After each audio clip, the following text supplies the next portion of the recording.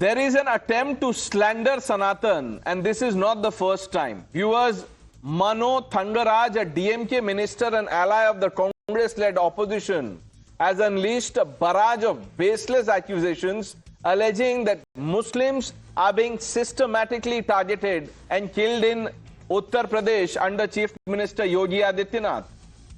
His reckless use of the terms like genocide and annihilation without a shred of evidence and an absurd attempt to link police encounters to Sanatan represents a new low in political rhetoric, viewers. This is not just fear-mongering, it's a deliberate bid to inflame communal tension, slander a government and trivialize the grave concept of genocide for cheap political gains. That is what it is. Viewers, the term genocide carries profound weight. You just can't throw it around. It implies intentional, systematic destruction of a group based on identity. Now, for this Congress ally and DMK minister Thangaraj to fling this term at the Yogi government without concrete evidence, specific incidents, data or credible reports is not just irresponsible, it actually cheapens the suffering of actual genocide victims. It's a disservice to them. It reduces a term of events' moral and legal gravity to a political weapon, eroding its meaning and desensitizing the public to real atrocities. Equally troubling and egregious is Thangaraj's attempt to tie police encounters to Sanatan. It has no connection whatsoever. Sanatan has got nothing to do with state policing or law enforcement tactics. Police encounters, controversial as they may be, are a matter of law and order governed by legal frameworks, judicial oversight, specific circumstances. What has that got to do with Sanatan? It is absurd. It's a malicious attempt to vilify an entire cultural and religious identity. This tactic seeks to paint Sanatan as inherently violent, feeding into a broader narrative that demonizes Hinduism to polarize communities and store political points. Let's open this up. Modi ji जिस प्रकार शब्दों का प्रयोग कर योगी जी उसी प्रकार है और ये आज भी उन्हें अल्पसंख्यक वर्ग को प्रताड़ित करने के लिए इस प्रकार के शब्दों का प्रयोग करते हैं। देखिए, जेनोसाइड तो बड़ा शब्द हो जाएगा, जेनोसाइड तो नहीं कह सकता मैं, लेकिन मुसलमान के साथ जाति तो है। This venomous language can only be spoken by the DMK and none other, or some congressmen. A Muslim genocide in India since independence. When Muslims were 8% of their population, they have grown up to 16%. Full of communal politics they are happening, and for them, Muslim only stand as a vote bank. They don't care for Muslims. Abdul Razak Khan joins the panel. Abdul Razak Khan, what do you make of this claim by DMK Mantri? Genocide चल रहा है उत्तर प्रदेश में? क्यों नहीं sir, in the name of Hindutva and Sanatan Dharma, the BJP is milking and making political benefits. It's milking political points. I would like to start right from the day Yogi Adityanath took over. Has the crime rate come down? Has it still gone up? It is the crime capital of India. To consolidate the 80% non-Muslim vote, 20% of Muslims are subjected to atrocities, hate crimes and oppression. We have time and again witnessed this right from holy celebration, Ramzan, right from bulldozer justice, what and all. You know, our madrasas are being targeted. You know, the state-sponsored encounters, extrajudicial killings, what and all not happened in Uttar Pradesh. The maximum number of mob Abdul lynchings Razak Khan, happened 1 minute. You know, you're talking about bulldozers, a lot of other things. Are you saying that only Muslims are being killed in encounters, police encounters, and are only masjids being targeted by bulldozers? Do you have any idea of the number of temples bulldozed by the BJP government, not just in UP? Look across in Gujarat. पता है आपको? नहीं पता है. अगर पता भी है तो आप बताएंगे नहीं, because you see it does not feed into your narrative. Do you know what genocide is? 1984 में जो हुआ था वो था genocide, when Sikhs were pulled out of their houses and killed. Lynchings. Sir, let us decode one by one. Talk about mob lynchings. Muslims are the maximum hit. They are the most who are subjected, to all kinds of atrocities from the government itself. Look at the language of the chief minister against Muslims. I am saying this is a systematic targeting. Okay, one language. Let's talk about language. 1 minute. Let's talk about language.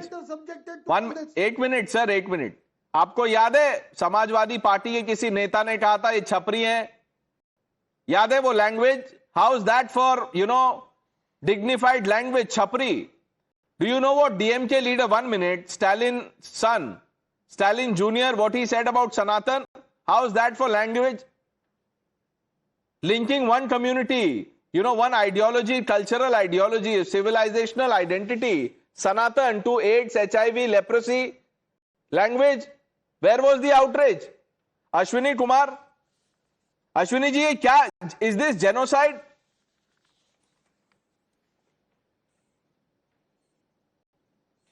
Pranesh ji, the hate of Bharatiya Janata Party towards minority is very evident. It's not hidden. And if you look at the number of encounters in say last 7-8 years in Uttar Pradesh, 32% are from Muslims, whereas Muslim population contribute to around 19% only. So I would not say genocide, but yes, there is definite bias towards one community by Bharatiya Janata Party, and that is evident across India. That is evident in the statement of their political leaders when they say "Goli maro salon ko."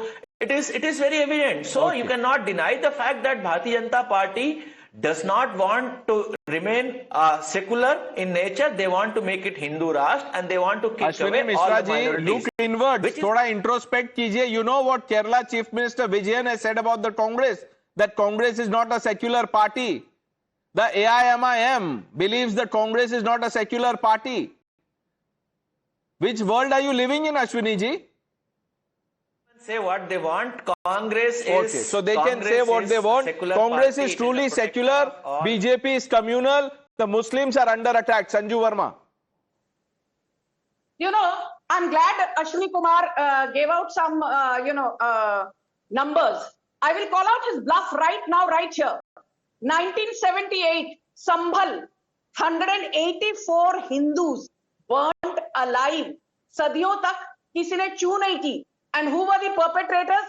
Radical Islamists. 1990-91, Kashmiri Hindus, Kashmiri Pandits had to leave their homes. Do you remember Girija Tikku?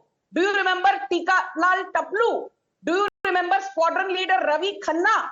Do you remember Justice Neelkant Ganju? इन लोगों की निर्मम हत्या कर दी गई. किसने की? Radical Islamists. Then let me tell you some of the worst riots under the Congress party. Aligarh riots of 2006. Perpetrators Radical Islamists, victim Hindus. Then let's talk about 2008 Dhule riots. Perpetrators Radical Islamists, victim Hindus. Then let's talk about 2010 Deganga riots. Perpetrators Radical Islamists and victim Hindus. 2011 Bharatpur riots.